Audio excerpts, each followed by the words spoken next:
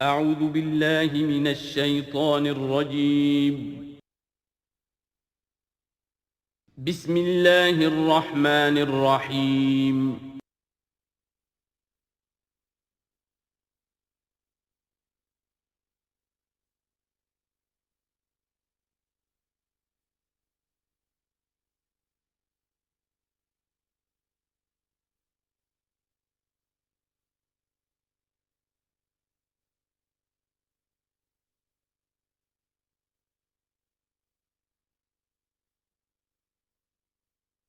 الحمد للہ وکفیٰ والصلاة والسلام علی عبادہ الذین اصطفیٰ خصوصاً علی افضلہم وخاتم النبیین محمد الامین وعلی آلہ وصحبہ اجمعین اما بعد فقد قال اللہ تبارک وتعالی کما ورد فی سورۃ القصص اعوذ باللہ من الشیطان الرجیم بسم اللہ الرحمن الرحیم ان قارون کان من قوم موسیٰ فبغى علیہم وآتیناہ من الکنوز ما ان مفاتحہ لتنوء بالعصبة أولي القوة اذ قال له قومه لا تفرح ان اللہ لا يحب الفرحین وابتغ فیما آتاک اللہ الدار الآخرة ولا تنس نصیبک من الدنیا وأحسن كما أحسن اللہ إلیک ولا تبغ الفساد فی الأرض ان اللہ لا يحب المفسدین صدق اللہ العظیم۔ اب آگے چلیے، سورہ قصص کے آخری یہ دو رکوع ہیں، جن میں سے پہلے رکوع میں ایک کردار کا ذکر ہو رہا ہے، قارون، اور میں آپ کو بتا چکا ہوں کہ یہ کردار جو ہے اسے بھی ایک فرد نہ سمجھیے، بلکہ یہ کہ جو بھی کوئی حکمران قوم ہوتی ہے وہ اپنی غلام قوم کے اندر اس طرح کے کردار باقاعدہ پیدا کرتی ہے، جس کو کہ کہا تھا ملکہ سبا نے کہ ان الملوک اذا دخلوا قریۃ جعلوا عزت اہلھا اذلہ، اور اس کا ایک نتیجہ یہ نکلتا ہے کہ جو گھٹیا لوگ ہوتے ہیں، بے غیرت لوگ ہوتے ہیں، اپنی قوم کے ساتھ غداری کرتے ہیں، انہیں پھر وہاں خطابات دیے جاتے ہیں، نوازا جاتا ہے، ان کے اونچے منصب ہوتے ہیں، آنریری مجسٹریٹ بنا دیے گئے ہیں، فلاں ہو گئے ہیں۔ یہ سب کون تھے؟ یہ انگریزوں نے در حقیقت ہندوستان میں اپنی جو حکومت کو مضبوط کرنے کے لیے یہ ایک طبقہ جو ہے ہندوستانیوں میں سے ڈیولپ کیا تھا، اس طبقے کا یہ کردار ہے قارون۔ اچھا، اس قسم کے لوگوں کو پھر انگریز بڑے بڑے ٹھیکے دیتے تھے۔ اب آرمی کے سپلائی کے ٹھیکے ہیں تو بڑے بڑے ٹھیکیدار یہی ہوتے تھے، انہی کے پاس سرمایہ ہو جاتے تھے۔ یہ ساری چیزیں جو ہے ایک دوسرے سے ملی جلی ہوئی ہیں۔ اسی طرح کا ایک شخص جو ہے یہ قارون تھا اسرائیلی، اور نہ صرف اسرائیلی، حضرت موسیٰ علیہ السلام کا سگا چچا زاد بھائی، فرسٹ کزن، لیکن یہ کہ یہ حکومت کے ساتھ فرعون کے دربار میں اس کی رسائی تھی، وہاں اس کی پذیرائی تھی، اور وہاں سے اس کو مراعات ملتی تھی۔ اس نے اتنی دولت سمیٹ لی تھی، جیسے ہمارے ہاں بھی بعض اب جو سیاسی کردار ہیں وہ گویا کہ علامتی بن گئے دولت سمیٹنے میں، تو بے تحاشا دولت اس نے جمع کر لی تھی۔ اب اس کا کردار سامنے آ رہا ہے۔ ان قارون کان من قوم موسیٰ، یقیناً قارون جو ہے وہ موسیٰ کی قوم ہی سے تھا۔ تورات میں اس کا نام قورہ آیا ہے، یعنی قارون کے بجائے قورہ، یہ کوئی تلفظ کا فرق ہو سکتا ہے۔ فبغى علیہم، اگرچہ موسیٰ کی قوم میں سے تھا لیکن اس نے زیادتی کی، سرکشی کی، شرارت کی اپنی قوم کے خلاف، یعنی غداری کی۔ وآتیناہ من الکنوز، اور ہم نے اسے اتنے خزانے دیے تھے، ما ان مفاتحہ لتنوء بالعصبة أولي القوة، کہ اس کی کنجیاں اٹھانے کے ضمن میں بڑے طاقتور جوانوں کی ایک جماعت بھی تھک جاتی تھی۔ یہ ذرا بات سمجھ آج نہیں آئے گی کہ آخر اتنی وہ کنجیاں کتنی ہوتی ہوں گی، تو اصل میں یہ کنجیاں جو تالے ہیں ہمارے جس طرح کے، یہ تو اب ایجاد ہوئی ہے۔ پچھلے زمانے میں کیا ہوتا تھا کہ کوئی بڑا سٹور ہے تو اس کے آگے بڑا ایک پھاٹک لگا ہوا ہے،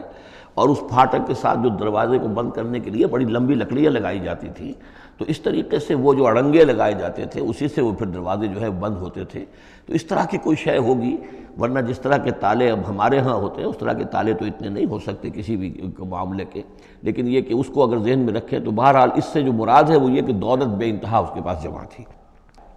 اذ قال له قومه، جبکہ اس سے کہا اس کی قوم نے، لوگوں نے کہا، کچھ بھلے لوگ بھی ہوں گے، جیسے ہم مکالمہ سورہ کہف میں پڑھ آئے ہیں، دو آدمیوں کا مکالمہ تھا، ایک وہ درویش تھا اور وہ عارف باللہ تھا، اللہ پر ایمان رکھنے والا تھا، اور ایک وہ تھا کہ جو دولت میں مست ہو گیا تھا، مال مست تھا۔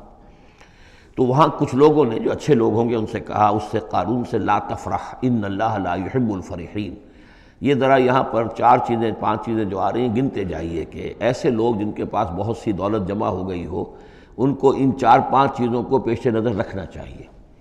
سب سے پہلے یہ کہ لا تفرح ان اللہ لا يحب الفرح، اس پر اتراؤ نہیں، اتراؤ مت، اللہ تعالیٰ کو اترانے والے پسند نہیں۔ نمبر 2، وابتغ فیما آتاک اللہ الدار الآخرہ، جو کچھ اللہ نے تمہیں دولت دی ہے تو اس سے دار الآخرہ حاصل کرنے کی کوشش کرو، اللہ کے لیے خرچ کرو تاکہ آخرت میں تمہیں اس کا اجر و ثواب ملے، تو تم گویا کہ آخرت کو خریدو گے اپنی اس دولت کے عوض۔ ان اللہ اشتری من المؤمنین انفسهم واموالهم بان لهم الجنہ۔ نمبر 3، ولا تنس نصیبک من الدنیا، معلوم ہوتا کہ بخیل بھی بہت تھا کہ وہ اپنے اوپر بھی کچھ خرچ نہیں کرتا تھا، جمع کرنے ہی کے اس کو فکر دامنگیر رہتی تھی۔ اور مت بھولو خود اپنا حصہ بھی دنیا میں سے، جیسے کہ ہم نے سورہ اعراف میں پڑھا تھا کہ قل من حرم زینۃ اللہ التی اخرج لعبادہ والطیبات من الرزق، اگر اللہ نے کسی کو کچھ دیا ہے تو پھر وہ اچھا کھائے، اچھا پہنے، اس میں کس نے حرام کیا ہے؟ کوئی رہبانیت کا انداز تو نہیں ہے۔ اور یہ بھی ہم پڑھ چکے ہیں سورہ الفرقان میں کہ وہ اللہ کے جو نیک بندے ہیں عباد الرحمن، ان کے اوصاف میں سے ہے والذین اذا انفقوا لم یسرفوا ولم یقتروا، وہ لوگ کہ جو خرچ کرتے ہیں تو نہ تو اسراف کرتے ہیں لیکن اس کے ساتھ ہی بخل سے بھی کام نہیں لیتے۔ تو یہ بخیلی مت کرو، اور اس جو دولت تمہیں اللہ نے دی ہے اس سے کم اپنی ذات پر بھی خرچ کرو، اچھا کھاؤ، اچھا پہنو۔ چوتھی چیز، وَأَحْسِن كَمَا أَحْسَنَ اللَّهُ إِلَيْكَ، اور لوگوں پر احسان کرو، لوگوں کے ساتھ بھلائی کرو جیسے اللہ نے تمہارے ساتھ بھلائی کی ہے۔ اللہ نے تمہیں دولت دی ہے تو جو بھی تمہاری قوم کے یا اور دوسرے لوگ بھی ہوں، اس میں تو کوئی علیحدہ تخصیص نہیں ہے، غریبوں کا، محتاجوں کا، مسکینوں کا، ان کا جو حق ہے، وفی اموالہم حق معلوم للسائل والمحروم، تو اس میں سے یہ ہے کہ اللہ نے تم پر احسان کیا ہے، یہ دولت دی ہے تو تم لوگوں کے ساتھ احسان کرو۔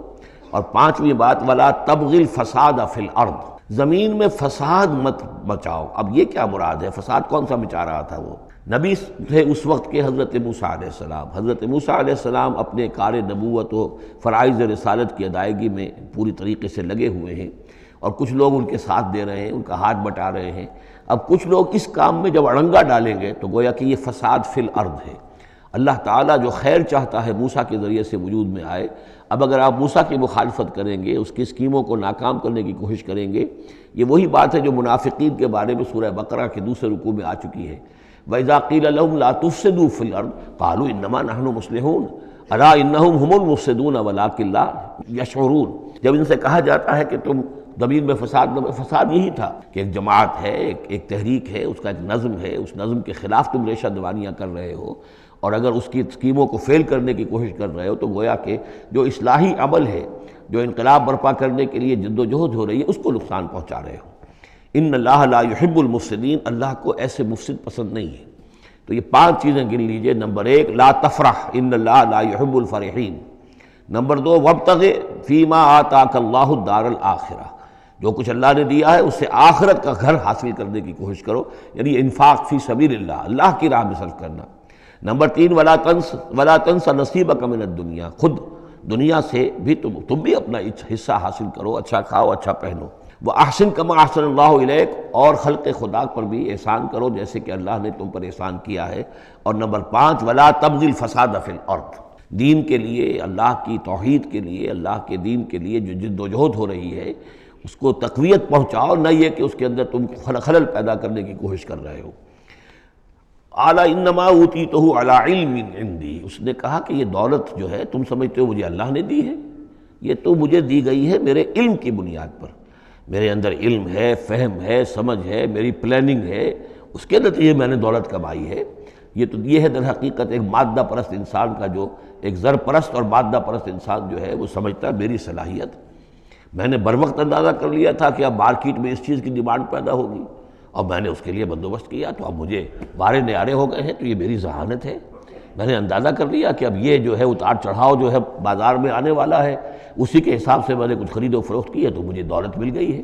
تو اوتیتہ علی علم عندی، میرے پاس علم ہے، اس کی بدولت مجھے یہ سب کچھ دیا گیا ہے، مجھے یہ ملا ہے، میں نے کمایا ہے۔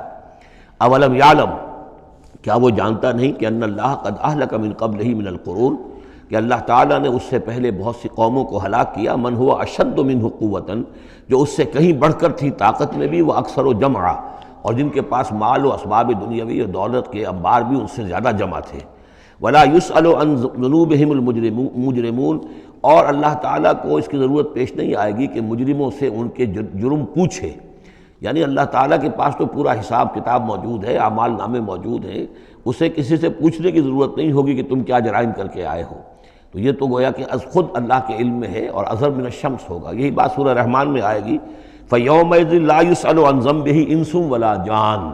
کسی بھی انسان سے اور کسی بھی جن سے پوچھنے کی ضرورت نہیں ہوگی، بلکہ یہ کہ در حقیقت ان کے تو ماتھے پر لکھا ہوا ہوگا، یعرف المجرمون بسیماہم فیؤخذ بالنواصی والاقدام، مجرم تو اپنے پیشانیوں سے پہچان لیے جائیں گے، اور یہ کہ پھر ان کو سر کے بالوں سے اور ادھر سے قدموں سے دو طرف سے پکڑ کر، ادھر سے سر کے بال اور ادھر سے پاؤں پکڑ کر اور ٹاس کر دیا جائے گا جہنم کے اندر۔ تو قال انما اوتیتہ علی علم عندی اولم یعلم ان اللہ قد اہلک من قبلہ من القرون من هو اشد منہ قوۃ واکثر جمعا ولا یسأل عن ذنوبہم المجرمون فخرج علی قومہ فی زینتہ۔ اب ایک دن ایسا ہوا کہ وہ نکلا اپنے پورے ٹھاٹھ باٹھ کا اظہار کرتے ہوئے، خدم و حشم کو لیے ہوئے، بیش قیمت کپڑے اور خلعتیں پہنی ہوئی، اور سواری کے اوپر اپنی دولت کا بھی مظاہرہ کرتے ہوئے۔ قال الذین یریدون الحیاۃ الدنیا، تو اب جو اس معاشرے میں وہ لوگ تھے کہ جن کی نگاہوں میں خود ان کی اپنی نگاہوں میں بھی دنیا کی زندگی کھبی ہوئی تھی، اور جو چاہتے تھے، طالب تھے دنیا ہی کے، یا لیت لنا مثل اوتی قارون، وہ انہوں نے کہا کاش کہ ہمیں بھی یہ ساری چیزیں ملیں جو قارون کو ملی ہیں، جو کچھ دیا گیا ہے، اسے جو دولت دی گئی ہے، اس کے پاس جو ثروت ہے، اور اس کو جو اللہ تعالیٰ نے اس کے اوپر نعمتوں کی بارش کی ہے، کاش ہم پر بھی ہو۔ انہ لذو حظ عظیم، یہ تو بہت ہی نصیب والا ہے، بہت خوش قسمت انسان ہے یہ قارون، کتنا اس کی جو ہے سمجھیے کہ خوش بخت انسان ہے کہ اس پر اللہ کی اتنی نظر کرم ہے اور اتنی دولت اس نے کمائی ہے۔ ظاہر بات ہے کہ دولت مندوں کی دولت نظر آتی ہے، یہ لوگوں کو پتہ نہیں ہوتا یہ کمایا انہوں نے کس طور سے ہے۔ وقال الذین اوتوا العلم، اور کہا ان لوگوں نے کہ جنہیں علم دیا گیا تھا، جو صاحب علم و فہم تھے، جنہیں معلوم تھا اصل حقیقت، فرمایا انہوں نے کہا ویلکم، تمہارے لیے خرابی ہے، ثواب اللہ خیر لمن آمن وعمل صالحا، جو شخص ایمان لائے اور نیک عمل کرے اسے جو ثواب اللہ کی طرف سے ملنے والا ہے وہ اس سے کہیں بڑھ کر ہے۔ تم حسرت کے ساتھ اس کی دولت کو دیکھ رہے ہو، اس کے ٹھاٹھ باٹھ کو دیکھ رہے ہو، اس کی شان و شوکت کو دیکھ رہے ہو، اور تمہیں حسرت کا احساس ہو رہا ہے۔ اگر تم واقعتاً ایمان اور عمل صالح کی شرائط پوری کرو تو جو کچھ اللہ تعالیٰ تمہیں دے گا خود اس دنیا میں بھی، سورہ نور میں ہم پڑھ چکے ہیں، لَيَسْتَخْلِفَنَّهُمْ فِي الْأَرْضِ، حکومت ان کو دے گا، خلافت ان کی قائم کرے گا جو ایمان اور عمل صالح کا حق ادا کر دے۔ پھر آخرت میں جو ثواب ملنا ہے ظاہر بات ہے کہ اس کا تو کوئی تصور بھی تم نہیں کر سکتے۔ وَلَا يُلَقَّاهَا إِلَّا الصَّابِرُونَ، لیکن وہ جو صبر ہے، وہ جو اجر و ثواب ہے آخرت کا، وہ انہی لوگوں کو حاصل ہو سکے گا کہ جو صبر کرنے والے ہوں۔ اس دنیا میں وہ جیسے بھی ہو ضروریات پوری ہو جائیں، بس اس سے زیادہ کی ہوس نہ رکھیں، ایسا نہ ہو کہ کسی کے سامنے ہاتھ پھیلانا پڑے۔ حضور کی حدیث ہے ما قل و کفا خیر مما کثر والہا، کم ہو چیز لیکن کفایت کر جائے، ضرورت پوری ہو گئی، وہ اس سے کہیں بہتر ہے کہ زیادہ ہو، بہتات ہو، دولت بہت ہے اور وہ اللہ سے غافل کر دے۔ اس لیے کہ جب بہتات ہوگی تو انسان پر غفلت طاری ہو جائے گی۔ جب ایسا ہو کہ آج کے کھانے کا تو ہے، کل کے لیے اللہ پر توکل ہے تو اللہ یاد رہے گا، پھر انسان اللہ کو بھولے گا نہیں۔ تو ما قل و کفا خیر مما کثر والہا ولا یلقاها الا الصابرون فخسفنا به وبداره الارض، تو ہم نے اسے یعنی قارون کو اور اس کے محل کو ہم نے دھسا دیا زمین میں، اللہ تعالیٰ کی طرف سے عذاب خسف کا آیا اس پر۔ فما كان له من فئة ينصرونه، تو اس کے نہ تو کوئی ایسا لاؤ لشکر رہا کہ جو اس کی مدد کرتا من دون اللہ، اللہ کے مقابلے میں، وما كان من المنتصرین، نہ خود وہ اس قابل تھا کہ کوئی انتقام لے سکتا اللہ سے، معاذ اللہ۔ وَأَصْبَحَ الَّذِينَ تَمَنَّوْا مَكَانَهُ، اب وہ لوگ کہ جو تمنا جنہوں نے کی تھی بالامس، جو گزشتہ شام، اب جس رات کو وہ خسف ہوا ہے، اگلے روز جو دھوم مچی کہ وہ تو قارون کا محل جو زمین میں دھس گیا، اس کے سارے خزانے بھی گئے، وہ خود بھی گیا زمین کے اندر، تو اب جو وہاں پر شور ہوا ہوگا تو وہی لوگ جو پچھلی شام کو تو یہ کہہ رہے تھے کاش ہمیں بھی وہی کچھ ملے جو کچھ قارون کو دیا گیا ہے، یہ تو بڑا خوش قسمت انسان ہے۔ وَأَصْبَحَ الَّذِينَ تَمَنَّوْا مَكَانَهُ، جنہوں نے یہ چاہا تھا کہ وہی مقام و مرتبہ اور وہی چیزیں انہیں بھی مل جائیں، بالامس سے پچھلی دن، یقولون وہ یہ کہنے لگے، یہ وہی کأن اللہ یبسط الرزق لمن یشاء من عبادہ ویقدر، کہ بھئی یہ تو اللہ تعالیٰ کی طرف سے ہے کہ وہ جس کے لیے چاہتا ہے رزق شادہ کر دیتا ہے اپنے بندوں میں سے، اور جس کے لیے چاہتا ہے تنگ کر دیتا ہے یا ناپ تول کر دینا شروع کر دیتا ہے۔ لولا ان من اللہ علینا، اگر اللہ تعالیٰ نے ہم پر احسان نہ فرمایا ہوتا، لخسف بنا، تو ہم بھی اسی طریقے سے خسف کر دیے گئے ہوتے۔ یعنی ہم تو کہہ رہے تھے کہ ہم بھی اس جیسے ہو جائیں، ہمیں بھی اس کی سی دولت مل جائے، لیکن اس کی دولت کا جو انجام آج ہماری نگاہوں کے سامنے آیا ہے، لولا ان من اللہ، اگر اللہ تعالیٰ نے ہم پر یہ احسان نہ کیا ہوتا کہ ہمارے پاس وہ دولت نہیں تھی، لخسف بنا، تو ہم کو بھی اسی طریقے سے زمین میں دھنسا دیا گیا ہوتا۔ وَكَأَنَّهُ لَا يُفْلِحُ الْكَافِرُونَ، خرابی، لیکن یہ جان لو کہ کافر لوگ فلاح نہیں پائیں گے، بڑی خرابی ہے، بڑی ہلاکت ہے، اور کافر لوگ جو ہیں وہ فلاح نہیں پائیں گے۔ تو یہ کردار ہے قارون کا۔ اب اس صورت کے آخری آیات ہیں، اور میں چونکہ اب ابتدا میں جس قدر اہتمام کے ساتھ یہ جوڑوں کا تعلق بیان کر رہا تھا، کیونکہ میں نے محسوس کیا کہ رفتار تیز ہونی چاہیے، اس میں کچھ کمی کر دی ہے۔ اب یہاں بھی نوٹ کر لیجئے گا کہ یہی سورۃ القصص اور اس سے پہلے سورۃ النمل، ان کے درمیان کیا کیا مشابہتیں ہیں، خاص طور پر اس آخری آیات میں۔ فرمایا تلک الدار الآخرۃ نجعلھا للذین لا یریدون علوا فی الارض ولا فسادا، یہ جو آخرت کا گھر ہے یہ ہم نے ریزرو کیا ہے ان لوگوں کے لیے کہ جو زمین میں اپنی بڑائی، اپنا اقتدار نہیں چاہتے، اپنی بلندی نہیں چاہتے اور نہ فساد چاہتے۔ وہ اللہ کے دین کی سربلندی کے لیے محنت کر رہے ہیں، اس کے نتیجے میں ہو سکتا ہے کہ اللہ تعالیٰ انہی کو ذمہ داری دے دے حکومت کی، لیکن وہ طالب نہیں ہے حکومت کے، وہ اپنی سربلندی کے طالب نہیں ہے۔ اس سے زمین و آسمان کا فرق ہے کہ ایک ہے کہ آپ کسی نظریے کے لیے کام کر رہے ہیں، اب نظریے میں اگر آپ کی جد و جہد ہے، انقلاب میں آپ کامیاب ہو گئے تو ظاہر بات ہے کہ پھر انقلاب کے بعد ذمہ داری سنبھالنی پڑے گی۔ محمد الرسول اللہ صلی اللہ علیہ وسلم ہی کو مدینہ کی اس چھوٹی سی شہری ریاست جو وجود میں آئی تھی، آخر اس کی ذمہ داری سنبھالنی پڑی،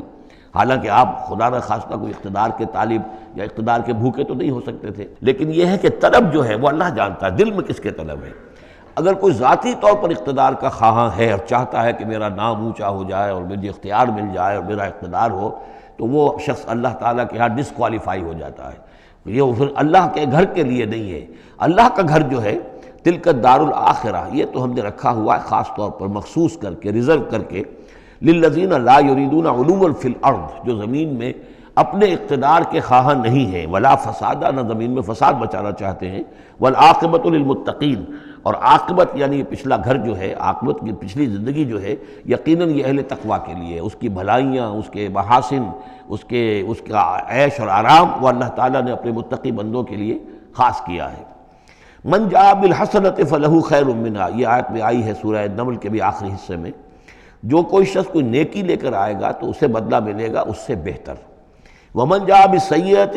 اور جو کوئی بدی لے کر آئے گا فلا یجزی الذین عملوا السیئات الا ما كانوا یعملون، تو وہ لوگ کہ جو ان برائیوں کا ارتکاب کر رہے ہیں انہیں بدلہ نہیں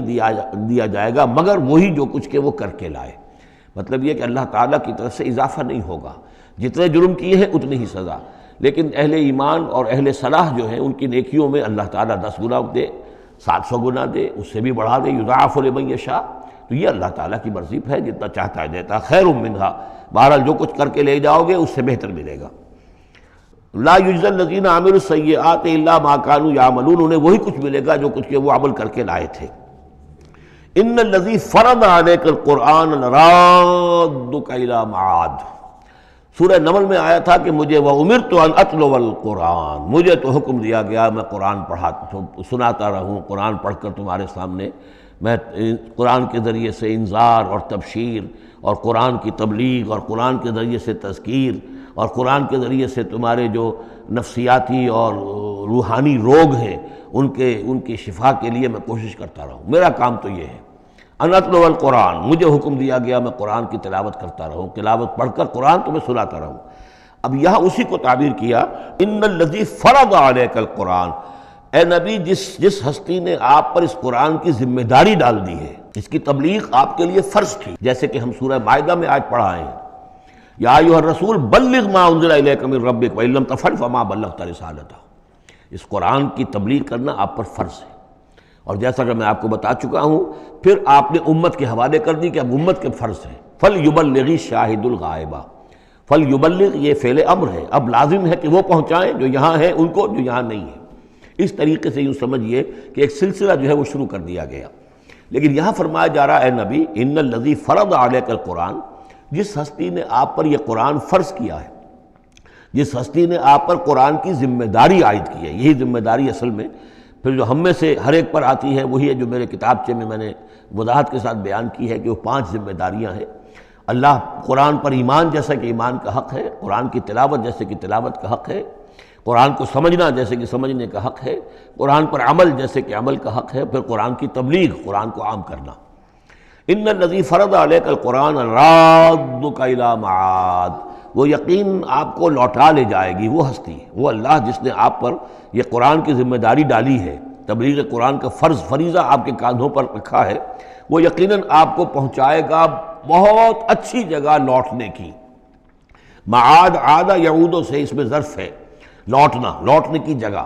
اب معاد سے مراد آخرت عام طور پر ہے، ایمان بالرسالت، ایمان باللہ، ایمان بالمعاد، ایمان بالآخرہ کو ایمان بالمعاد بھی کہا جاتا ہے۔ لیکن اس کے بارے میں بعض روایات ایسی ملتی ہیں کہ اس کا شان نزول یہ ہے کہ حضور صلی اللہ علیہ وسلم جب ہجرت کے سفر پر نکلے ہیں مکے سے، تو جو عام راستہ تھا اس سے ہٹ کر آپ نے، چونکہ اندیشہ تھا اور واقعہ تھا کہ تعاقب ہو رہا تھا، تلاش کیا جا رہا تھا، 3 دن رات تو آپ غار ثور میں روپوش رہے، پھر آپ نے ایک بڑا ہی سخت راستہ اختیار کیا تھا کہ جو پہاڑی راستہ تھا جو گزر رہا تھا، جس پر کہ کوئی انسان جاتا نہیں تھا، لیکن کچھ آگے چل کر وہ راستہ جو ہے وہ پھر اس مین راستے سے جا کر مل گیا۔ یوں سمجھیے یہ راستہ جا رہا تھا مین کہ جو مکے سے مدینے کا تھا، حضور نے ایک اور راستہ اختیار کیا، لیکن کچھ عرصے کے بعد وہ راستہ جا کر اس راستے کے ساتھ مل گیا۔ جہاں ملا، اب آپ خود سوچئے کہ وہاں ایک ایسی سچویشن آ گئی کہ حضور ایک ٹی پر کھڑے ہوئے ہیں، اب داہنی طرف جاتے ہیں تو مدینہ ہے اور بائیں طرف جاتے ہیں تو مکہ ہے۔ اس وقت حضور کے دل میں ایک ہوک سی اٹھی ہے، اس لیے کہ جب آپ مکے سے روانہ ہوئے تھے تب بھی روایات میں آیا ہے کہ آپ کعبے سے لپٹ کر آپ نے یہ کہا تھا کہ بیت اللہ مجھے تجھ سے بڑی محبت ہے، لیکن میں کیا کروں، یہاں کے لوگ مجھے یہاں رہنے نہیں دے رہے۔ تو گویا کہ کعبے سے یہ جدائی تو آپ پر شاہ گزر رہی تھی۔ اب جب وہ آپ چند دن کا سفر کر کے اور چند دن وہ غار ثور میں روپوش ہونے کے بعد جب پہنچے ہیں، اب ایسی جگہ پہنچے کہ جہاں سے اگر دائنی طرف جاتے ہیں تو یہ مدینے کی طرف راستہ جا رہا، جانا تو آپ کو ادھر ہی ہے، لیکن سامنے وہ راستہ آ گیا کہ جو مکے کی طرف جا رہا، تو آپ کے دل میں ایک پھوک سی اٹھی۔ اس وقت اللہ تعالیٰ نے آپ کے اطمینان کے لیے یہ آیت نازل کی کہ آپ گھبرائیے نہیں، مکے میں ہم آپ کو لوٹا کے لے آئیں گے، آپ یہیں پہنچیں گے، بڑی شان سے پہنچیں گے۔ اس وقت تو آپ کو نکلنے کے لیے جو ہے روپوش بھی ہونا پڑا ہے، آپ کا تعاقب بھی ہو رہا ہے، پھر وقت آئے گا کہ آپ ایک فاتح کی حیثیت سے داخل ہوں گے۔ تو یہ بھی اس کی ایک روایت چونکہ ہے تو یہ مفہوم بھی اس میں نکل سکتا ہے، لیکن عام طور پر یہ ہے، اس سے مراد میرے نزدیک یہی ہے کہ آپ کے لیے جیسے کہ سورۃ الضحیٰ میں کہا گیا ہے وَلَلْآخِرَةُ خَيْرٌ لَكَ مِنَ الْأُولَىٰ، اے نبی آپ کے لیے آخرت جو ہے اس دنیا سے کہیں بہتر ہے، لہذا آپ کے لیے تو یوں سمجھیے کہ جو اللہ لوٹا کر آپ کو لے جائے گا معاد میں، تو وہ معاد آپ کے لیے معادن، یہ گویا کہ یہ تفخیم کے لیے ہے نکرہ، بہت عمدہ جگہ لوٹانے کی، جس کے لیے یہ بھی کہا گیا عسیٰ ان یبعثک ربک مقاما محمودا، وہاں پر جو آپ کو مقام ملنا ہے مقام محمود، اور جو جنت حضور کی ہوگی جس کا کیا تصور کوئی کر سکتا ہے، تو ادھر اشارہ ہے۔ ان الذی فرض علیک القرآن رادک الی معاد قل ربی اعلم من جاء بالہدی، کہہ دیجئے کہ میرا رب خوب جانتا ہے کہ کون ہدایت لے کر آیا، کون راہ کی سوجھ لے کر آیا، کون ہدایت لے کر آیا، ومن هو فی ضلال مبین، اور کون وہ ہے کہ جو کھلی گمراہی میں پڑا ہوا ہے۔ وما کنت ترجو ان یلقی الیک الکتاب، اور اے نبی آپ کو تو کوئی توقع نہیں تھی کہ آپ کو کتاب دی جائے گی، کتاب القا کی جائے گی۔ یہی بات آئی ہے سورہ نمل کے اندر بھی وَإِنَّكَ لَتُلَقَّى الْقُرْآنُ مِن لَّدُنْ حَكِيمٍ حَلِيمٍ، یہ قرآن تو آپ کو دیا گیا ہے، ایسا نہیں ہے کہ آپ متوقع تھے، آپ چاہتے تھے، آپ کو چلہ کشی کر رہے تھے کہ کوئی مجھے بھی کوئی روحانیت حاصل ہو جائے اور کوئی غیب کی میں تعلیم غیب کی معلومات حاصل کر لوں، معاذ اللہ آپ کا تو مزاج ہی وہ نہیں تھا۔ ایک بہت ہی یوں سمجھیے شریف انسان اور ایک شریف تاجر، اسی لیے حضور نے فرمایا تاجر الصدوق الامین مع النبیین والصدیقین والشہداء، وہ تاجر کو بالکل سچا ہو، جھوٹ کی آمیزش نہ ہونے دے، اور امین ہو، امانت دار ہو، اس کا رتبہ جو ہے وہ تو انبیاء اور صدیقین اور شہداء کے ساتھ ہے، اس جماعت میں شریک ہوگا وہ۔ تو حضور کی زندگی وہ تھی، لہذا یہاں فرمایا ہے کہ وما کنت ترجو، آپ تو کوئی امیدوار نہیں تھے، نہ آپ کو یہ توقع تھی کہ آپ پر یہ کتاب اتاری جائے گی، الا رحمۃ من ربک، یہ تو اللہ کی رحمت ہوئی ہے، اس کی مہربانی ہے کہ آپ کو اس نے چنا ہے، پسند کیا ہے، اور آپ کو اللہ تعالیٰ نے یہ کتاب عطا فرمائی۔ فلا تکونن ظہیرا للکافرین، تو آپ کافروں کے پشت پناہ نہ بنے۔ اس میں اشارہ ہو رہا ہے اصل میں، جیسے کہ ہم پڑھ چکے ہیں سورہ نساء کے اندر کہ اے مسلمانوں، گویا کہ یہ بات کہی گئی تھی کہ تم اپنی عصبیت اور قبائلی عصبیت کی وجہ سے، تمہارا ایک شخص ہے، منافق ہے، اس نے وہ چوری بھی کی تھی، اب تم اس کی پشت پناہی کر رہے ہو اور سارا کا سارا الزام یہودی پر ڈالنا چاہ رہے ہو، تو یہ عصبیت جاہلیت ہے۔ یہاں ذکر کیا جا رہا ہے فلا تکونن ظہیرا للکافرین۔ اب ظاہر بات ہے کہ حضور جب مکے میں دعوت دے رہے ہیں تو اب رشتے جو ہیں وہ کٹ رہے ہیں، گویا کہ ابو لہب سگا چچا ہے لیکن دشمنی کے انتہا کیے ہوئے ہیں۔ تو یہ جو آپ نے فرمایا، اب آپ اپنے رشتوں کو ان کافرین کے ساتھ، اب آپ اپنے تعلقات کو کوئی اہمیت نہ دیں، ان کے ساتھ کسی عصبیت کا کوئی اگر اثر کہیں ہو بھی، کہیں اگر کوئی یعنی بہت ہی ادنا سا خفیف سا بھی شائبہ اگر دل میں ہو تو اس کو بھی آپ نکال دیجئے۔ یہی لفظ کہے تھے حضرت موسیٰ علیہ السلام نے جب وہ قبطی مارا گیا تھا ان کے ہاتھوں، کہ اب جب اللہ تعالیٰ نے توبہ قبول کر لی کہ میں کبھی بھی ابھی کسی کافر کا اور کسی ایسے شخص کا، میں ظالم کا ظہیر نہیں بنوں گا، پشت پناہ نہیں بنوں گا، تو وہی حکم حضور کو دیا جا رہا ہے۔ وَلَا يَصُدَّنَّكَ عَنْ آيَاتِ اللَّهِ بَعْدَ إِذْ أُنزِلَتْ إِلَيْكَ، یہ اسی سورہ مبارکہ میں یہ آیت نمبر 17 تھی یہ۔ وَلَا يَصُدُّنَّكَ عَنْ آيَاتِ اللَّهِ بَعْدَ إِذْ أُنزِلَتْ إِلَيْكَ، اور نہ آپ کو برگشتہ کر سکیں، روک سکیں، آپ کے رخ کو موڑ دیں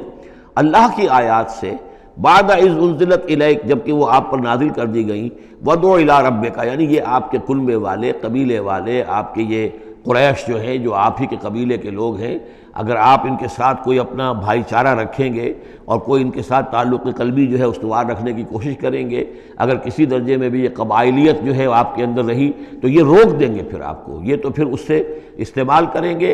اور اس کی بنا پر جو ہے وہ پریشرائز کرنے میں آپ کو کامیاب ہو جائیں گے کہ وہ آپ کو قرآن مجید کی جو آیات آپ پر نازل ہو رہی ہیں ان سے برگشتہ کر دیں۔ وَلَا يَصُدُّنَّكَ، اور نہ کرنے پائیں آپ کو برگشتہ اللہ کی آیات سے، بعد اذ انزلت الیک، اس کے بعد کہ وہ آپ پر نازل کر دی گئی ہیں، وَدْعُ إِلَىٰ رَبِّكَ، اور اپنے رب کی طرف دعوت دیتے رہیے، وَلَا تَكُونَنَّ مِنَ الْمُشْرِكِينَ، اور دیکھیے شرک سب سے گھناؤنا جرم ہے تو اس کا کوئی شائبہ بھی اپنے قریب مت آنے دیجیے۔ وَلَا تَدْعُ مَعَ اللَّهِ إِلَٰهًا آخر، جیسا کہ میں نے بار بار عرض کیا ہے، اس میں خطاب تو ہوتا ہے بظاہر حضور سے واحد کے سیغے میں، لیکن یہ کہ یہ خطاب صرف حضور سے نہیں ہے بلکہ اصلاً اس کے مخاطب مسلمان ہیں، حضور کے وساطت سے۔ وَلَا تَدْعُ مَعَ اللَّهِ إِلَٰهًا آخر، اور مت کسی کو پکارو اللہ کے ساتھ کسی اور الہ کو، لا الہ الا ہو، اس کے سوا کوئی معبود نہیں ہے، کل شیء ہالک الا وجہہ، ہر شے فنا میں ہے یا فنا ہو جائے گی سوائے اس کا چہرہ۔ اب یہ کہ اللہ کا چہرہ کون سا ہے، اور یہ کہ اگر اللہ کا چہرہ جو ہے صرف اس کے لیے فنا نہیں تو کیا اللہ کے لیے کوئی باقی اعضاء بھی ہیں، ان کے لیے فنا ہے؟ معاذ اللہ ثم معاذ اللہ۔ یہ آیات جیسا کہ میں نے عرض کیا کہ اللہ کی ذات سے متعلق ہوں، عالم برزخ سے متعلق ہوں، عالم غیب اور عالم آخرہ کی، ان کے بارے میں بس جتنا کچھ بتا دیا ہے اس کے اوپر اکتفا کی جائے، اس سے آگے منطق کے حوالے سے اس کا جو ہے لازم اور ملزوم کے ایک ایک قدم بڑھاتے نہ جائیں، تو اس میں یہ ہے کہ انسان جو پھر غلط راستے پر پڑ جائے گا۔ العجز عن درک ذات ادراک، حضرت ابوبکر صدیق نے فرمایا تھا اللہ تعالیٰ کی ذات تو وہ ہے کہ جب انسان یہ سمجھ لے کہ میں اس کی ذات کو نہیں سمجھ سکتا، بس یہی ادراک ہے،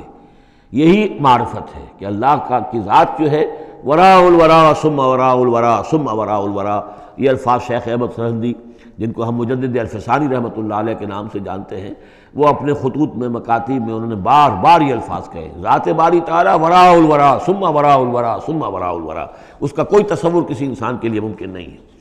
لیکن یہ کہ ہر شے ہلاک ہو جانے والی ہے سوائے اللہ کے چہرے کے۔ ظاہر بات ہے کہ ہر شے کے لیے فنا ہے، اور یہاں پہ اکثر لوگوں نے پھر اس منہ سے مراد لیا پوری ہستی، جیسے کہ ہم بھی کسی کے منہ دیکھو کہ یہ کام کر رہا ہے تو گویا کہ کسی کے لیے، کسی کی رضا جوئی کے لیے کر رہا ہے، تو اس اعتبار سے گویا کہ ذات باری تعالیٰ تو ہے کہ جو ہمیشہ قائم رہنے والی ہے، اور یہاں اس کے چہرے سے مراد اس کی پوری ذات ہے۔ باقی جو کچھ ہے، اب جو ہمارے ہاں صوفیہ ہیں جو وحدت وجود کے قائل ہیں، وہ تو اب بھی سمجھتے ہیں کہ باقی جو کچھ ہے وہ ہے ہی نہیں، معدوم کے درجے میں ہے، اس کی کوئی حقیقت نہیں ہے۔ کل ما فی الکون وہم او خیال او انکوس فی المرایا او ظلال، جو بھی کچھ اس کائنات کے اندر ہے اللہ کی ذات کے سوا یا تو وہ وہم ہے، کل ما فی الکون وہم او خیال او عکوس فی المرایا، یا جیسے کہ شیشوں میں عکس نظر آتے ہیں، آئینہ قد آدم ہے، آپ اس کے سامنے کھڑے ہیں تو آپ پیچھے بھی نظر آ رہے ہیں اس کے، ہے تو نہیں آپ وہاں، جو جیسے کہ شیشے میں عکس ہوتا ہے کہ اس کا وجود کوئی نہیں، اسی طریقے سے یہ کائنات جو ہے اپنی اصل کے اعتبار سے معدوم کے درجے میں ہے۔ اور پھر یہ کہ یہ بھی ہمارا عقیدہ ہے کہ ہر شے فنا ہو جائے گی۔ لہ الحکم، اسی کے لیے ہے اختیار، بادشاہی، حکومت، وَإِلَيْهِ تُرْجَعُونَ، اور اسی کی طرف تم لوٹا دیے جاؤ گے۔ یہاں یہ 4 صورتیں جو تھیں اس سورہ اس گروپ کی، وہ میں نے عرض کیا تھا کہ 4 ایک مزاج کی ہیں، اور اب جو 4 ہیں وہ ایک مزاج کی ہیں، اور یہ چاروں اب شروع جو ہو رہی ہیں وہ الف لام میم سے ہو رہی ہیں۔ ان میں سب سے پہلی سورۃ العنکبوت، بسم اللہ الرحمن الرحیم، الف لام میم، احسب الناس ان یترکوا ان یقولوا آمنا وهم لا یفتنون، صدق اللہ العظیم۔ یہ صورت مبارکہ اچھی طرح نوٹ کر لیجئے کہ تقریباً تعین کے ساتھ ہم کہہ سکتے ہیں کہ یہ سن 5 نبوی میں نازل ہوئی ہے، اور صورت اس وقت یہ ہو چکی تھی مکے کے اندر کہ مسلمانوں کو ہر طرح سے ستایا جا رہا تھا۔ 3 سال تک تو یہ ہوا ہے، حضور نے جب اپنی دعوت کا آغاز کیا تو پہلے 3 سال تو یہ ہے کہ کوئی زیادہ الارم محسوس نہیں کیا، خطرہ محسوس نہیں کیا مکے والوں نے، بلکہ انہوں نے کوشش یہ کی کہ چٹکیوں میں اڑا دیں۔ استہزاء ہے، تمسخر ہے، شاعر ہے، ساحر ہے، یہ ہے وہ ہے، جو بھی کہہ کر کہ جیسے کہ ول جو ہوتی ہے کسی کی، اگر یہ ان کی جو ول ہے اس کو کل کر دیا جائے تو اگر یہ بددل ہو کر بیٹھ جائیں محمد تو یہ سارا معاملہ خود ہی ختم ہو جائے گا۔ جو داعی ہے، جو لیڈر ہے، اگر اس کی جو قوت ارادی ہے اسے کسی طرح ختم کر دیا جائے تو استہزاء سے، تمسخر سے، یہ پرسیکیوشن جو تھی وربل تھی، زبانی۔ لیکن جب انہوں نے دیکھا کہ یہ دعوت تو بڑھ رہی ہے، اور سب سے بڑھ کر یہ ہے کہ ہمارے غلاموں کے طبقے میں سے لوگ ان کے پاس آ گئے ہیں اور ایمان لے آئے ہیں، اور ہمارے نوجوان ان کے گرویدہ ہو گئے ہیں، ہمارے نوجوان ان کے پر ایمان لے آئے ہیں، اور اونچے گھرانوں کے نوجوان، مصعب بن عمیر آ گیا ہے، اور عثمان ابن عفان آ گیا ہے رضی اللہ تعالیٰ عنہما، اور فلاں آ گئے ہیں، سعد ابن ابی وقاص آ گیا، وہ بھی نوجوان تھے، یہ جو اس طرح کے اونچے گھرانوں کے لوگ آ گئے ہیں۔ تب انہوں نے پھر فیصلہ کیا کہ اب ان کو سزا دی جائے، انہیں مارا جائے، انہیں گھروں میں بند رکھا جائے، اور خاص طور پر جو غلام تھے بیچارے، جن کے کوئی وہاں حقوق تھے ہی نہیں۔ غلام تو اپنے آقا کی ملکیت ہوتا تھا، وہ اگر آقا اپنے غلام کو قتل بھی کر دے تو اس پر کوئی جرم نہیں، اس لیے کہ ایسے ہی ہے جیسے کہ آپ کی بکری تھی، جب تک آپ نے چاہا گھر میں اپنے باندھے رکھا، اس کا دودھ پیا، جب آپ نے چاہا اس کو ذبح کیا اور گوشت کھا لیا، تو اس میں آپ کو کون پوچھے گا کہ یہ بکری کیوں ذبح کی تم نے؟ بھائی بکری میری ملکیت تھی۔ اسی طریقے سے غلام کو تو جو چاہے وہ کر سکتے تھے، جس طرح چاہیں ستائیں، ماریں، ہلاک کر دیں، کوئی ان پر مقدمہ قائم نہیں ہو سکتا، ایسا اس لیے کہ وہ اس کی ملکیت تھے۔ تو سب سے زیادہ شدید معاملہ جو ہوا ہے وہ غلاموں کے ساتھ ہوا، حضرت بلال رضی اللہ تعالیٰ عنہ، حضرت ابو فقیر رضی اللہ تعالیٰ عنہ۔ پھر یہ کہ کچھ اور لوگ وہاں پر ایسے تھے جو حلیف کی حیثیت سے رہتے تھے، وہ قرشی نہیں تھے، غلام بھی نہیں تھے لیکن قرشی بھی نہیں تھے، لیکن یہ کہ مکے میں ان کا قیام تھا کسی قرشی کے امان، اس سے امان لے کر، اس کے حلیف کی حیثیت سے۔ جیسے یہ آئے تھے جو یاسر رضی اللہ تعالیٰ عنہ، یہ یمن سے آئے تھے، بلکہ ان کے بارے میں یہ معلوم ہوتا ہے کہ انہیں خواب آیا تھا کہ آخری نبی کے ظہور کا وقت ہے، کیونکہ یمن میں عیسائی تھے اور وہاں چرچا موجود تھا ان چیزوں کا۔ اس حوالے سے ان کے علم میں جب یہ بات آئی اور انہیں اندازہ ہوا کہ اس علاقے میں نبی کا ظہور ہونا ہے، تو وہ یہاں آ گئے، اور ابو جہل کا ایک چچا تھا، وہ شریف انسان تھا، اس کا حلیف بن کر اور اس کی زیر کفالت انہوں نے مکے میں رہنا شروع کر دیا، اور اسی کی یہ لونڈی تھی حضرت سمیہ رضی اللہ تعالی عنہ۔ تو جو آقا تھا ابو جہل کا چچا، اس کی اجازت سے حضرت سمیہ سے نکاح کر لیا، اور اللہ نے ان کو بیٹا دیا جس کا نام عمار ہے۔ تو عمار اور ان کے والد یاسر اور والدہ عمار کی اور یاسر کی اہلیہ یہ سمیہ، یہ 3 کا خاندان تھا۔ وہ جو چچا تھا ابو جہل کا، اس کا انتقال ہو گیا، اب گویا کہ اس خاندان کی سربراہی ابو جہل کے ہاتھ میں ہے۔ تو اس نے ان 3 پر جو بھی تشدد کیا ہے سب سے زیادہ، 2 کو تو اس ٹارچر کے ذریعے سے، اور ٹارچر کے پھر آخری نتیجے میں ان کو دونوں کو شہید کر دیا، حضرت یاسر کو بھی اور حضرت سمیہ کو بھی رضی اللہ تعالیٰ عنہما۔ اور عمار نے بمشکل جو ہے جان بچائی، اپنے ایک کلمہ کفر کہہ کر پھر انہوں نے جان بچا لی، اور پھر اس پر پچھتائے بھی بہت کہ یہ میں نے کلمہ کفر کیوں کہا، لیکن قرآن مجید میں یہ بات واضح کر دی گئی کہ صرف جان بچانے کے لیے کلمہ کفر انسان کہہ جائے اور اس کا دل جو ہے وہ مطمئن ہو ایمان کے اوپر، تو اللہ تعالیٰ معاف فرمانے والا ہے۔ بہرحال یہ جو تشدد ہو رہا تھا شدید، انہی میں سے ایک ہے خباب بن الارت رضی اللہ تعالیٰ عنہ۔ یہ لوہار کا کام کرتے تھے، یہ بھی کوئی اونچے گھرانے کے آدمی نہیں تھے۔ ان کے ساتھ بھی پھر جو کچھ کیا گیا ہے ان کے ساتھ وہ واقعہ پیش آیا کہ دہکتے ہوئے انگارے جو ہیں وہ لٹائے زمین کے اوپر بچھائے گئے، انہیں بلایا گیا، اتارو اپنا کرتا اتار دیا، اب لیٹ جاؤ ان کے اوپر، ننگی پیٹھ کے بل وہ دہکتے ہوئے انگاروں پر لٹا دیے گئے۔ پھر یہ کہ اسی انگاروں سے ان کی کھال جو ہے وہ جلی اور پیٹھ کی چربی پگھلی، اس سے وہ انگارے جو ہیں وہ ٹھنڈے ہوئے۔ تو یہ صورتحال تھا۔ تو وہ حضرت عمار جو ہیں خباب بن الارت رضی اللہ عنہ وہ راوی ہیں کہ جب ہم پر یہ شدت اتنی ایسی ہو گئی کہ ناقابل برداشت ہو گئی تو ہم پھر حضور کی خدمت میں حاضر ہوئے، اور حضور اس وقت جو ہیں خانہ کعبہ کے ایک دیوار کے سائے میں ذرا کہ ایک طرف کو سایہ تھا، تو آپ نے اپنی ایک چادر جو ہے اس کا تکیہ بنایا ہوا تھا اور آپ استراحت فرما رہے تھے۔ تو ہم گئے، ہم نے کہا کہ اے اللہ کے رسول، کیا آپ ہمارے لیے دعا نہیں کرتے، ہمارے لیے اللہ کو نہیں پکارتے؟ ہمارے لیے اب یہ چیزیں ناقابل برداشت ہو رہی ہیں، کب تک ہم جھیلیں گے، کب تک برداشت کریں گے؟ لیکن یہ کہ وہ کہتے ہیں کہ حضور کو یہ ناگوار گزرا، آپ اٹھ کر بیٹھ گئے اور آپ نے فرمایا خدا کی قسم تم جلدی مچا رہے ہو، ابھی تو تم پر وہ چیزیں آئی ہی نہیں ہیں جو تم سے پہلوں پر آئی تھیں۔ ان کے ساتھ تو یہ بھی ہوتا تھا کہ ایک شخص کو لا کر آدھا زمین میں گاڑ دیتے تھے اور باقی جسم جو آدھا اس کا ہوتا تھا زمین سے باہر تو سر کے اوپر آرا رکھ کر چیرنا شروع کر دیتے تھے اور پورے جسم کو 2 حصوں میں بانٹ دیتے تھے، یہ بھی ہوتا تھا۔ زندہ آگ میں جلا دیتے تھے، یہ بھی ہوتا تھا۔ تو تم جلدی کر رہے ہو، خدا کی قسم وہ دن تو آئے گا کہ ایک سوار صنعاء سے حضرت موت تک جائے گا اور اس سے سوائے اللہ کی کسی کا خوف نہیں ہوگا، لیکن بہرحال تمہیں صبر کرنا ہوگا۔ وہ انداز ہے اس رکوع کا۔ یہ جو پہلا رکوع ہے سورہ عنکبوت کا، یہ گویا کہ ایک تحریک اور ایک دعوت، اور انقلابی تحریک ہو، انقلابی دعوت ہو، اس میں جو آزمائشیں آتی ہیں، تکلیفیں آتی ہیں، مصائب آتے ہیں، ظاہر بات ہے لوگوں کو قربانیاں دینی پڑیں گی تبھی کوئی کام ہوگا، بغیر اس کے تو نہیں ہوتا۔ اور جب تصادم کا مرحلہ شروع ہو جائے، جب یہ ہے کہ ایک جو معاشرہ جو ہے جس کے اندر کہ وہ کام کر رہے ہیں وہ محسوس کریں کہ یہ ہمارے لیے خطرہ بن گئے ہیں، وہ پرسیکیوٹ کریں اور انہیں ستائیں، تو پھر اس وقت جو مسائل ہوں گے ذہنوں کے اندر ان کا حل ہے اس میں، اور یہ اس اعتبار سے ضربۃ السلام ہے پورے قرآن مجید میں، اس موضوع کے اعتبار سے یہ چوٹی ہے۔ جیسے کہ میں نے آپ کو حدیث سنائی لکل شیء ضربۃ یا کل شیء سنام، ہر شے کی ایک چوٹی ہوتی ہے، وسنام القرآن سورۃ البقرہ، قرآن کی بحیثیت مجموعی چوٹی وہ تو سورہ بقرہ ہے، لیکن یہ کہ قرآن حکیم میں مختلف جو مضامین کے اعتبار سے جیسا کہ میں نوٹ کراتا آیا ہوں کہ اس موضوع پر یہ آیت یہ گویا کہ ضربہ سنام ہے، یہ رکوع جو ہے یہ اس موضوع پر ضربہ سنام ہے قرآن مجید کا، اس کا کلائمیکس ہے، اس کی چوٹی ہے۔ الف لام میم احسب الناس ان یترکوا ان یقولوا آمنا وهم لا یفتنون، کیا لوگوں نے یہ سمجھا تھا کہ وہ چھوڑ دیے جائیں گے صرف یہ کہنے سے کہ ہم ایمان لے آئے اور انہیں آزمایا نہ جائے گا؟ اب دیکھ رہے ہیں، اب وہی تیکھا انداز ہے، اظہار ناراضگی ہے، اظہار خفگی ہے، اس لیے کہ تم سے پہلے جو کچھ ہوا ہے۔ اب یہ 3 آیتیں میں آپ کو نوٹ کرا چکا ہوں، سورہ بقرہ کی آیت نمبر 214، ام حسبتم ان تدخلوا الجنۃ ولما یاتکم مثل الذین خلوا من قبلکم مستهم الباساء والضراء وزلزلوا حتى يقول الرسول والذین آمنوا معه متى نصر اللہ الا ان نصر اللہ قریب، یہ آیت ہم پڑھ چکے ہیں۔ اسی کی ہم مضمون آیت جو ہے سورہ آل عمران میں آئی ہے، آیت نمبر 142، اسی کی ہم مضمون آیت آ چکی ہے سورہ توبہ میں، آیت نمبر 16۔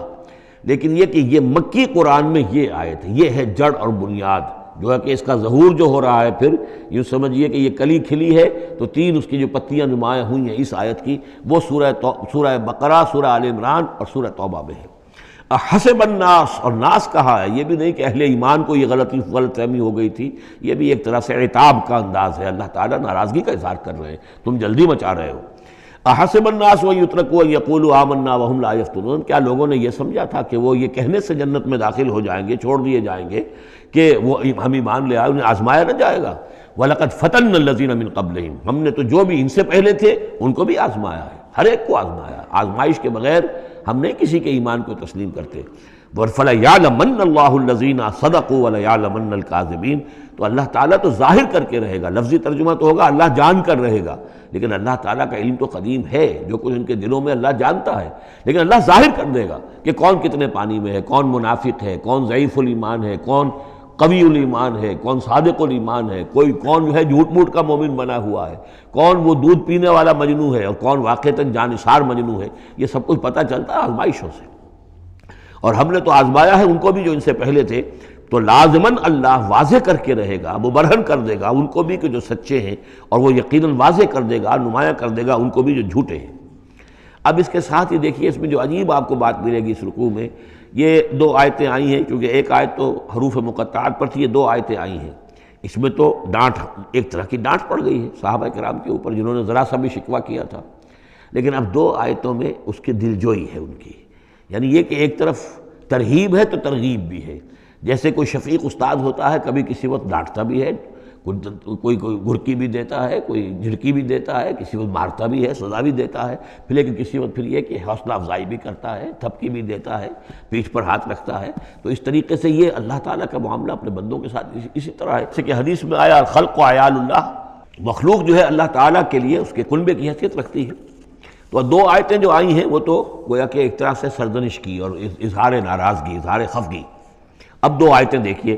ام حسب الذین یعملون السیئات ان یسبقونا، کیا سمجھا ہے، گمان کیا ان لوگوں نے جو یہ برے کام کر رہے ہیں، یہ اشارہ ہے اب ابو جہل جو مار رہا ہے، حضرت یاسر کو مار رہا ہے، حضرت سمیہ کو مار رہا ہے، ٹارچر کر رہا ہے، یا جو بھی امیہ ابن خلف ہے جو حضرت بلال کے ساتھ وہ سختیاں کر رہا ہے، گلے میں رسی ڈال کر،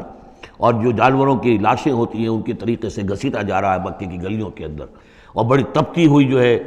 گلیاں ہیں اور اوپر سورج آگ برسا رہا ہے، اور سیدھا لٹا دیا گیا ہے انہیں ننگے پیٹھ، اور پھر اوپر ایک بھاری پتھر بھی رکھ دیا گیا ہے۔ لوگ یہ حرکتیں کر رہے ہیں، کیا ان کا یہ گمان ہے کہ وہ ہماری پکڑ سے بچ جائیں گے؟ اب یہ بات ان کی طرف آئی تو گویا کہ اہل ایمان کے لیے ایک دل جوئی اور تشفی، ان کے زخموں پر مرہم رکھا جا رہا ہے کہ یہ نہ سمجھو کہ یہ بچے رہیں گے، ایک وقت آئے گا۔ چنانچہ خود حضرت بلال رضی اللہ تعالیٰ عنہ نے غزوہ بدر میں امیہ ابن خلف جو ان کا آقا تھا اسے قتل کیا ہے، حالانکہ حضرت عبد الرحمن ابن عوف نے کوشش کی، اس کے ساتھ کچھ ان کے تعلقات تھے پرانے، اس کی بنا پر اس کو بچانے کی کوشش کی کہ تاکہ اسے قید کر لیں، قتل نہ ہونے دیں، قیدی ہو جائے تاکہ پھر یہ کہ وہ فدیہ دے کر چھوٹ سکے، لیکن حضرت بلال کو جو غصہ تھا اس پر، تو وہ پورا غصہ انہوں نے اس وقت اتارا ہے۔ اور یہی بات میں کہا کرتا ہوں کہ جو مکے میں 12 برس کہا گیا کہ ذرا اپنے ہاتھ روکے رکھو، تو نالا ہے بلبل شوریدہ تیرا خام ابھی، اپنے سینے میں اسے اور ذرا تھام ابھی، ایک وقت آئے گا کہ تمہارے ہاتھ کھول دیے جائیں گے، اور وہ ہم سورہ حج میں پڑھ چکے ہیں، اذن للذین یقاتلون بانہم ظلموا، اب تک تمہارے ہاتھ ہم نے باندھے رکھے ہوئے تھے اور اب تمہارے ہاتھ کھولے جا رہے ہیں۔ ام حسب الذین یعملون السیئات ان یسبقونا ساء ما یحکمون، کیا یہ سمجھتے ہیں ابو جہل اور یہ امیہ ابن خلف اور اسی کے قبیل کے اور لوگ کہ جو یہ حرکتیں کر رہے ہیں ہم نے انہیں چھوٹ دی ہوئی ہے، اس وقت ہمارے ان اہل ایمان بندوں پر جو چاہیں یہ کر لیں، ہمیں کچھ دیر کے لیے ہم نے ان کو آزادی دے رکھی ہے، لیکن بالآخر پکڑیں گے انہیں تو ان بطش ربک لشدید، وہ پکڑ بھی بڑی سخت ہوگی۔ دوسری آیت جو ہے مزید ان کی دلجوئی کے لیے، من کان یرجو لقاء اللہ فإن اجل اللہ لآت، جو کوئی بھی اللہ سے ملاقات کا امیدوار ہے اسے یقین رکھنا چاہیے کہ اللہ کی ملاقات کا وہ معین وقت آ کر رہے گا۔ یعنی اے بلال اور اے ابو فقیہ اور اے خباب، تمہیں کہیں یہ گمان نہ ہو، شیطان یہ وسوسہ نہ کہیں تمہارے دلوں میں ڈالے اور تمہیں پریشان کرے کہ پتہ نہیں آخرت ہونی بھی ہے کہ نہیں ہونی ہے۔ جیسا کہ میں نے عرض کیا تھا کہ دنیا نقد ہے، آخرت ادھار ہے۔ اب آپ نے جان مال تو ساری یہاں دینی ہے، دنیا میں دینی ہے، جنت ملے گی آخرت میں، تو جو شیطان وسوسہ اندازی کرتا ہے نو نقد نہ تیرا ادھار، یہ ادھار کی دنیا جو معاملہ ہے، سودا ادھار کی جنت ہے یہ، اور تم دنیا کے اندر اپنا سب کچھ لٹا رہے ہو، تو ایسا نہ ہو، تمہیں یقین رکھنا چاہیے کہ وہ وقت آ کر رہے گا اور اللہ تعالیٰ تمہاری ان تمام ایثار اور قربانی کی جو تم دے رہے ہو اس کے دین کے لیے، اس کی توحید کے لیے، اس کا بھرپور تمہیں صلہ دے گا۔ وَهُوَ السَّمِيعُ الْعَلِيمُ، وہ سب کچھ سننے والا ہے اور سب کچھ جاننے والا ہے، اس کی نگاہ سے کوئی چیز پوشیدہ نہیں ہے۔ وَمَنْ جَاهَدَ فَإِنَّمَا يُجَاهِدُ نَفْسِهِ، اب پھر ایک ذرا تھوڑے سے سرزنش کی آیت بھی آ گئی، دو آئی تھی سرزنش کے انداز میں، دو دلجوئی کے انداز میں، اب پھر سرزنش کا انداز ہے، وہ کیا ہے؟ وَمَنْ جَاهَدَ فَإِنَّمَا يُجَاهِدُ لِنَفْسِهِ، دیکھو اگر تم کوئی قربانیاں دے رہے ہو، تکلیف اٹھا رہے ہو، ایثار کر رہے ہو، تو جو بھی جہاد کر رہا ہے وہ اپنے لیے کر رہا ہے، وہ ہمارے اوپر احسان نہ سمجھے۔ اللہ تعالیٰ کی شان اس سے بہت اونچی ہے، یہ ہم سورہ حجرات میں جا کر پڑھیں گے، یمنون علیک ان اسلموا قل لا تمنوا علی اسلامکم بل اللہ یمن علیکم ان ہداکم للایمان، تم اگر اللہ کے لیے، اللہ کے دین کے لیے کچھ کرتے ہو تو نہ احسان سمجھو اللہ پر اور نہ احسان سمجھو اللہ کے رسول پر۔ اللہ کا احسان ہے کہ اس نے تمہیں قبول کر لیا ہے اور تمہیں یہ ساری کام کرنے کی توفیق وہ دے رہا ہے، یہ احسان مانو۔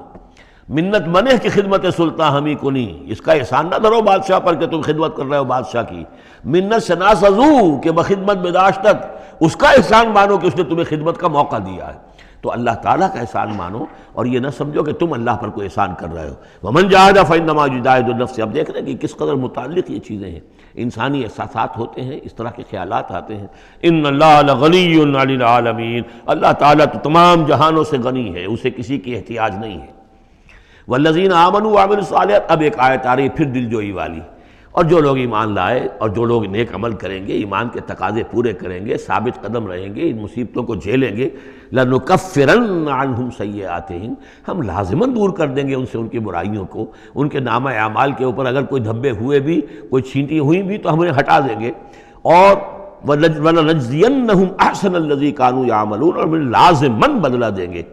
اس رکوع میں آپ دیکھ رہے ہیں کہ یہ جو لام مفتوح شروع میں اور پھر نون مشدد جو ہے وہ کس قدر تکرار کے ساتھ آ رہا ہے۔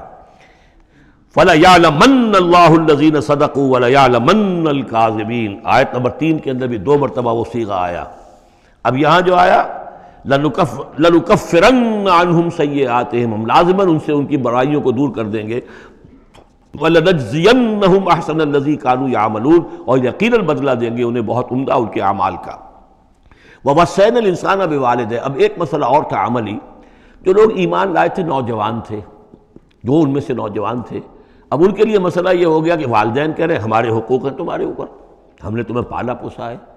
لہذا ہمارا حکم مانو۔ ہم کہتے ہیں کہ محمد سے تم اپنا تعلق توڑ لو، چھوڑو اس کو، دین کو، کیوں اس میں لگے ہوئے ہو؟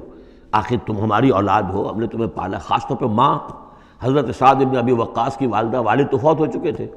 لیکن والدہ جو ہے اس نے بڑے ناز و نام میں پالا تھا۔ اب اس کے بعد اس نے جو ہے مرن برت رکھ لیا اس عورت نے، ماں جو تھی حضرت سعد بن ابی وقاص کی، اگر سعد اپنے باپ کے دین میں واپس نہیں آتا تو میں اپنے آپ کو ہلاک کر دوں گی، مر جاؤں گی، نہ کچھ کھاؤں گی نہ پیوں گی۔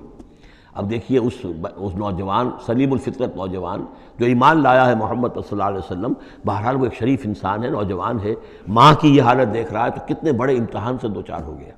تو مسئلہ پیدا ہوا کہ ان معاملات میں کیا کیا جائے۔ ایک والدین کے جو احسانات ہیں وہ اپنی جگہ ہیں، والدین کا کے ساتھ حسن سلوک خود قرآن مجید میں 4 جگہ میں نوٹ کرا آیا ہوں۔ اللہ کے حق کے فوراً بعد والدین کا حق ہے۔ تو اب عملی سوال یہ ہے کہ جہاں یہ دونوں حق ٹکرا جائیں، والدین جو ہے شرک کا حکم دے رہے ہوں، والدین دین کے خلاف حکم دے رہے ہو، تو کیا کریں؟ فرمایا وَوَصَّيْنَا الْإِنسَانَ بِوَالِدَيْهِ، ہم نے وصیت کی ہے انسان کو اس کے والدین کے بارے میں، حسن سلوک کی وصیت ہم نے کی ہے، بار بار کی ہے۔ وَإِن جَاهَدَاكَ لِتُشْرِكَ بِمَا لَيْسَ لَكَ بِهِ عِلْمٌ، لیکن اگر وہ تم پر دباؤ ڈالیں، تم سے جہاد کریں۔ اب دیکھیے جہاد کا لفظ یہاں مشرک والدین کے لیے آ رہا ہے، جہاد جدوجہد کرنا، کوشش کرنا، دباؤ ڈالنا۔ وَإِن جَاهَدَاكَ لِتُشْرِكَ بِمَا لَيْسَ لَكَ بِهِ عِلْمٌ، کہ میرے ساتھ تم شریک کرو اور شرک کرو میرے ساتھ اور شریک ٹھہراؤ ایسی چیزوں کو جس کے لیے تمہارے پاس کوئی علم نہیں، فَلَا تُطِعْهُمَا، تو ان کا کہنا نہ مانو۔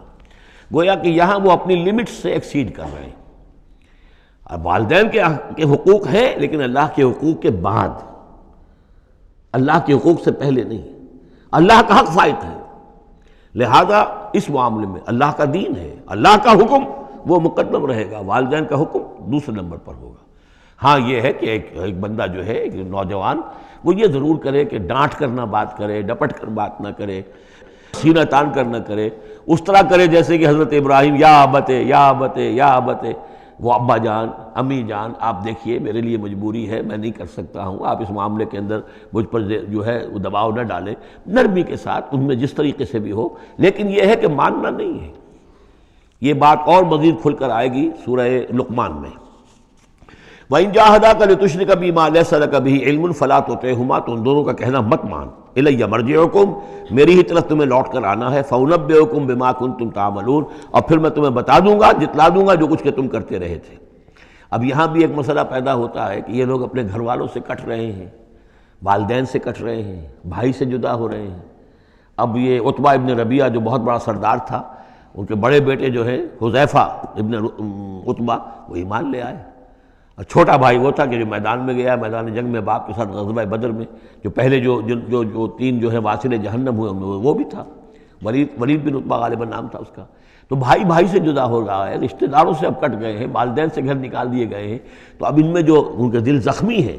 ان زخمی دلوں پہ مرہم کیا رکھا جا رہا ہے؟ وہ یہ ہے کہ تم صرف کٹے ہی نہیں ہو، جڑے بھی تو ہو۔ اب تم محمد سے جڑ گئے ہو، اب تم ابو بکر سے جڑ گئے ہو، اب تم یہ جو اہل ایمان کا طبقہ ہے، اب ایک نئی برادری وجود میں آ رہی ہے، یہ تمہارے اصل بھائی ہیں، یہ تمہارے جو دین کے اندر بھائی ہیں، جو نظریاتی بھائی ہیں، جو ہم مقصد بھائی ہیں، یہ ہے تمہارے اصل اب عزیز۔ تو اللہ تعالیٰ نے اگرچہ تمہیں کٹنے کا بھی حکم دے دیا ہے، لیکن یہ کہ اس نے جو تمہارے لیے ایک رفاقت فراہم کی ہے۔ والذین آمنوا وعملوا الصالحات لندخلنہم فی الصالحین، اور یقیناً وہ لوگ جو ایمان لائے اور نیک عمل کرے انہیں داخل کریں گے صالحین میں، اور یہ داخلہ دنیا میں بھی ہو گیا۔ محمد رسول اللہ نے انہیں چھاتی سے لگایا، سینے سے لگایا، اور جیسا کہ 2 دفعہ ہم پڑھ چکے ہیں، حضور کو اللہ تعالیٰ حکم دے رہا ہے کہ آپ ان کے سامنے ذرا اپنے کندھے تواضع، آپ اے محمد آپ تواضع اختیار کیجئے، ان کے سامنے اپنے کندھے جھکائیے۔ وَاخْفِضْ جَنَاحَكَ لِلْمُؤْمِنِينَ، اور وَاخْفِضْ جناحک لمن اتبعک من المؤمنین 2 دفعہ آ چکا، سورہ ہجر میں آ چکا، سورہ طہ میں آ چکا۔ تو گویا کہ یہ اللہ تعالیٰ نے اپنا احسان بتایا، اور پھر آخرت میں اولئک مع الذین انعم اللہ علیہم من النبیین والصدیقین والشہداء والصالحین، ان کی رفاقت حاصل ہوگی۔ اب ایک اور بڑا مسئلہ آ رہا ہے، ومن الناس من یقول آمنا باللہ، لوگوں میں سے کچھ ایسے بھی ہیں جو کہتے ہیں ہم ایمان لے آئے اللہ پر، اور آتے بھی ہیں خلوص کے ساتھ، اخلاص کے ساتھ، کوئی جھوٹ نہیں، کوئی فریب نہیں۔ ظاہر بات ہے کہ مکے میں کوئی فریب کے لیے کوئی ایمان لانے والا نہیں تھا، وہ تو حالات ایسے پیدا ہوئے مدینے میں آ کر کہ جہاں ایمان کا اعلان فریب کے تحت بھی ہونے لگا۔ لیکن یہ کہ مکے میں تو ظاہر بات ہے جو ایمان لایا اس کو مار پڑنی شروع ہو گئی، تو اس میں خامخواہ کہے کے لیے کوئی شخص جو ہے وہ جھوٹ موٹ کا ایمان کائے کو لائے گا۔ لیکن یہ ضرور ہوتا ہے کہ کچھ لوگ کم ہمت ہوتے ہیں، جیسا کہ میں بارہا آپ سے عرض کر چکا ہوں، کچھ لوگ باہمت ہوتے ہیں، کچھ کم ہمت ہوتے ہیں۔ باہمت وہ ہے کہ جو ایمان لائے اب ہر چہ باد آباد، حد جو ہو سو ہو، ماں کشتی درا بنداختے، جان جاتی ہے جائے کوئی بات نہیں، جو ہو سو ہو۔ کچھ لوگ ہوتے ہیں جن میں اتنی ہمت نہیں ہوتی، گھبرا اٹھتے ہیں۔ اب ان کو بتایا جا رہا ہے کہ دیکھو اگر تم نے استقامت کا ثبوت اپنا دیا تو اس کا نتیجہ کیا نکلے گا، تمہارا کیا انجام ہوگا۔ اب وہ ذرا ہے کہ اس میں ان کے لیے پھر تحدید ہے۔ وَمِنَ النَّاسِ، لوگوں میں سے کچھ ایسے بھی ہیں جو کہتے ہیں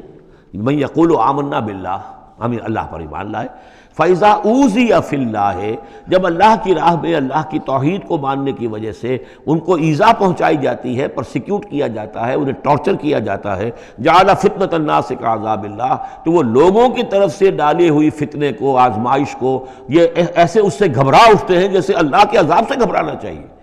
کم ہمتی ہے۔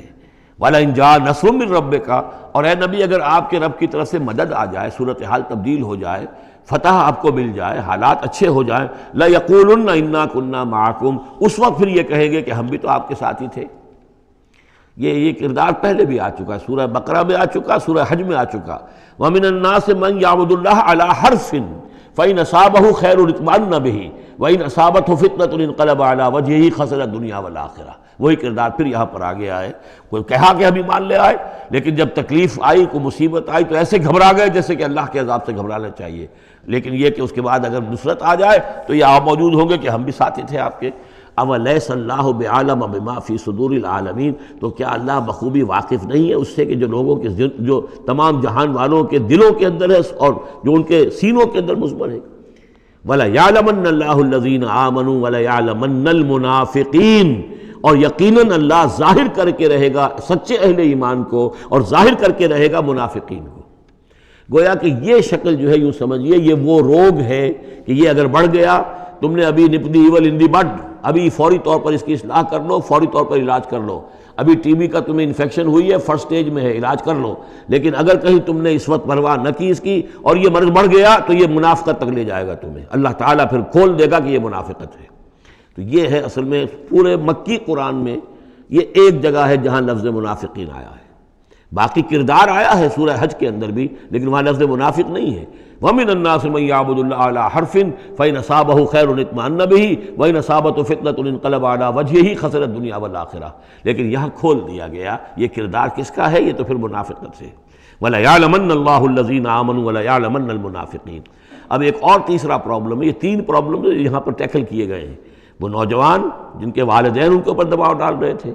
یا وہ کم ہمت لوگ جو ان ایذاؤں سے گھبرا رہے تھے، اور تیسرا یہ ہے کہ کچھ بزرگ لوگ بڑے مخلصانہ انداز میں آ کر کہتے ہیں نوجوانوں سے، کہاں اپنے برباد کر رہے ہو، کیریئر برباد کر رہے ہو، اچھے بھلے تعلیم حاصل کر رہے تھے، تم جا رہے تم کس کام میں پڑ گئے ہو، اب تمہاری تعلیم اس درجے کی نہیں رہی ہے، تمہارا کاروبار اچھا جا رہا تھا، کیریئر تھا، تمہارا پروفیشن بہت چمک رہا تھا، اور تم اس کام میں پڑ گئے ہو۔ دیکھو یہ تو ایک شخص نے تمہیں ورگلا دیا. دیکھو ہمارے راستے پر چلو، راستہ صحیح یہی ہے. ہم آخر بوڑھے لوگ ہیں، ہمارا تجربہ ہے، ہم نے اپنے بال دھوپ میں سفید نہیں کیے ہیں. ہم تمہیں اپنے تجربے کی وجہ سے کہہ رہے ہیں کہ ہمارے راستے ہی پر چلتے رہو اور کوئی اس کے اندر نقصان نہیں ہوگا، کوئی اللہ کے ہاں پکڑ نہیں ہوگی. اور اچھا اگر اللہ کے ہاں پکڑ ہوئی تو تمہاری طرف سے ہم جواب دہ ہیں، تمہارے گناہوں کا بوجھ ہم اٹھا لیں گے. اب یہ گویا کہ نہایت ناصحانہ انداز، مخلصانہ انداز، بزرگانہ انداز اس میں یہ بات کہی جاتی تھی. اب اس میں کیا کریں، اس کا جواب دیا گیا. وَقَالَ الَّذِينَ كَفَرُوا لِلَّذِينَ آمَنُوا اتَّبِعُوا سَبِيلَنَا، اور کہتے ہیں یہ کافر ان سے کہ جو ایمان لے آئے، ہمارے ہی راستے کی پیروی کرو، چلے آؤ انہی راستوں پر. وَلْنَحْمِلْ خَطَايَاكُمْ، ہم اٹھا لیں گے تمہاری خطاؤں کو، یعنی تمہاری خطاؤں کا بوجھ، تمہارے گناہوں کی سزا ہم بھگت لیں گے. وما ہم بحاملین من خطایاہم من شیء، اور نہیں ہیں وہ ان کی خطاؤں میں سے اٹھانے والے کچھ بھی. انہم لکاذبون، وہ جھوٹ بول رہے ہیں. ولا يحملن اثقالهم واثقالا مع اثقالهم، البتہ وہ اٹھائیں گے لازماً. پھر دیکھیے وہ ليعلمن الله الذين آمنوا ولا يعلمن المنافقین، اور یہاں پھر وہ لفظ آیا ولا يحملن اثقالهم، وہ لازماً اٹھائیں گے اپنے بوجھ بھی، اور جو گمراہ کرنے کی کوشش کر رہے ہیں اس کی وجہ سے اپنے بوجھوں میں اضافہ کر رہے ہیں، وہ مزید بوجھ ہوں گے. لیکن اے نوجوانوں، اگر تم نے ان کی بات مان لی تو تمہارے بوجھ جو ہے وہ نہیں رہ سکیں گے، وہ تمہیں کو اٹھانے پڑیں گے. ولا يسألن يوم القيامة عما كانوا يفترون، اور ان سے لازماً باس پرس ہوگی قیامت کے دن جو افتراء وہ کرتے رہے تھے، جو جھوٹ انہوں نے گھڑا تھا کہ ہم تمہارے بوجھ اٹھا لیں گے، جبکہ لا تزر وازرۃ وزر اخری، قیامت میں کوئی نہیں ہے جان جو کسی دوسرے کا بوجھ اٹھا لے. یہ 13 آیات، بلکہ یہ کہ اگر حروف مقطعات نکال دے تو 12 آیات، یہ میں سمجھتا ہوں کہ کسی بھی انقلابی اسلامی تحریک کے کارکن کے لیے یہ حرز جان بننے والی آیات ہیں، کہ یہ معلوم ہے کہ اس کے ذہن میں، اس کے شعور میں پیوست ہو جائیں، جیسے کہ پتھر پر کھود دیا جائے اس طرح نقش ہو جائیں. بارک اللہ لی و لکم فی القرآن العظیم ونفعنی وإیاکم بالآیات والذکر الحکیم.